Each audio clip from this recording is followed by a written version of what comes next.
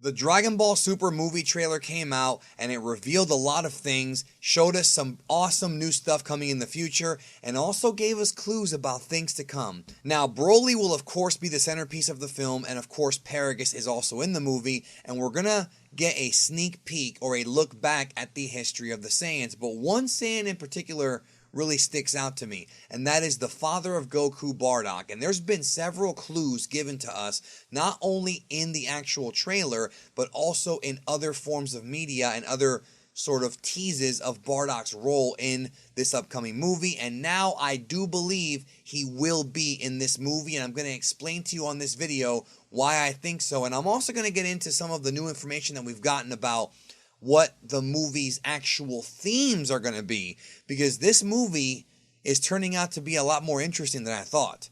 Let's talk about that next. This is Captain Ginyu of the Ginyu Force with a special message. Shine! Subscribe to Geekdom 101! Now, I want to delve into this whole Bardock thing, but in order to really understand where I'm going with this, we have to look at what Toriyama said and what was also revealed on the official Dragon Ball Super website about this movie.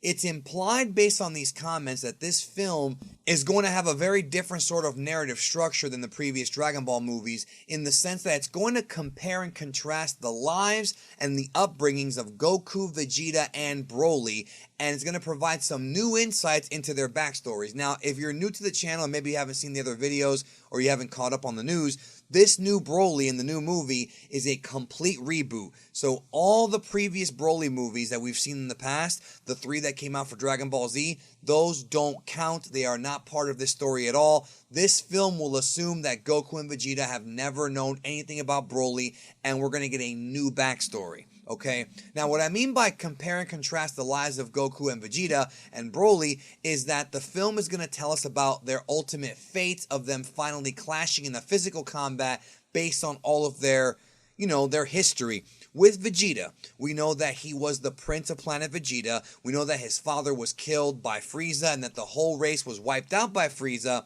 and he was a boy and was basically working for Frieza for the majority of his life until he finally decided to rebel against him during the Namek saga of Dragon Ball Z. We all know that. Then we have Goku, the boy who was born a Saiyan but was raised on Earth. That's the key here. And Goku and Vegeta have always had very differing philosophies when it comes to the way they treat other people, the way they view the world. And Vegeta has, of course, changed as the series progressed, and Goku's changed as well.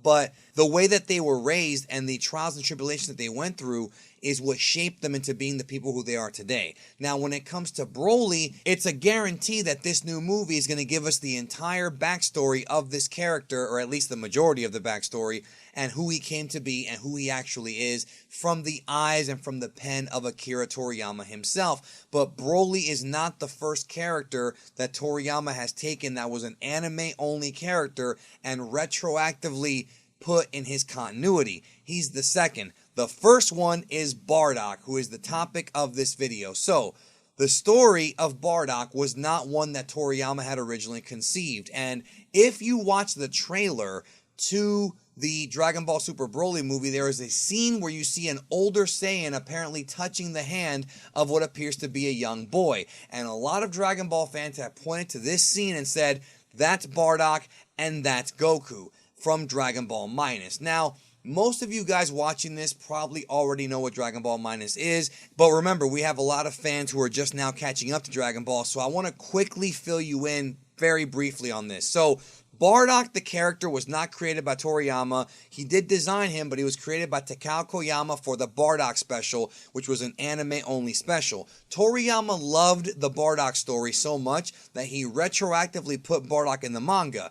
And that was many, many years ago in the 90s. That's pretty much the end of it. From what most fans have perceived, Toriyama took the Bardock special and made it somewhat more official by even having Bardock be in the manga. However, what wound up happening is in 2013, Toriyama wrote a brand new manga called Jocko the Galactic Patrolman. And when he was writing these chapters, he decided to include a bonus chapter at the end of Jocko called Dragon Ball Minus, which was essentially Toriyama doing pretty much what he's doing here, and that is retconning the story of Bardock and creating his own version of it. Now, in this version of the story, Toriyama made a lot of changes that, to be honest, kind of irritate a lot of fans. The issue with Dragon Ball Minus, and I'm not going to go into a review about it right now, is that it really isn't a great story. It's just it's a nothing story, but it changes things. For example, in Dragon Ball Minus,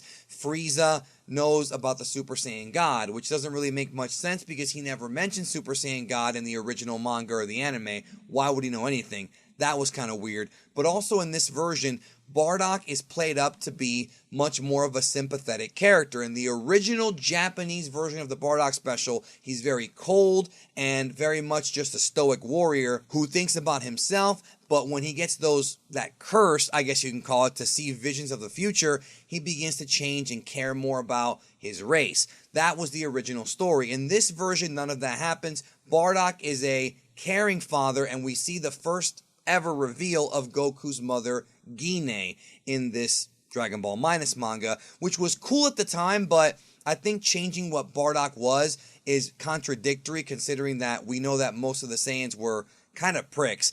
But to me, it was something that Toriyama did. He changed it, and that's what happened. So in this version of the story, Bardock is a different type of dude. But also, Goku does not go to Earth as a baby like he did in the Dragon Ball Z Bardock special, and in most of the material before Toriyama created the Dragon Ball Minus Bardock story. So, if you look at that scene in the trailer of Bardock and Goku, the wristbands that Bardock is wearing and the ones that Goku is wearing are eerily similar, if not identical, to what Goku and Bardock wore in Dragon Ball Minus. I mean, without question, when I did my trailer breakdown, I thought this might have been Paragus, but no, I'm fairly certain now that this is indeed Goku. So what does this mean? This means that the movie's going to be taking Toriyama's version of the events that he wrote in Dragon Ball Minus and putting those as part of the continuity. So as a result of that, the Bardock special is no longer fitting with this story, which is unfortunate, but that's just how it is. But interesting because the Bardock special is going to be airing in movie theaters alongside Fusion Reborn. And also don't forget that the original BROLY Dragon Ball Z Movie 8 movie will be airing in theaters too. So a lot of fans have pointed to this and said, okay, Bardock's definitely going to be in this movie as far as a cameo goes, and without question now, I fully believe that. So if you are not a fan of Dragon Ball Minus, I'm sorry, but I'm 99% sure that that's going to be the continuity they're going to go with in this version. The Bardock special just doesn't count, which sucks because I love that special more, and 99% of fans really do like that special more, but it's just not going to happen. So they're going to tell us what Goku's backstory is, Vegeta's backstory is. They're going to tell us, Toriyama's version, and Broly's backstory. Now, does this mean that we'll see Goku's mother, Gine, in anime form?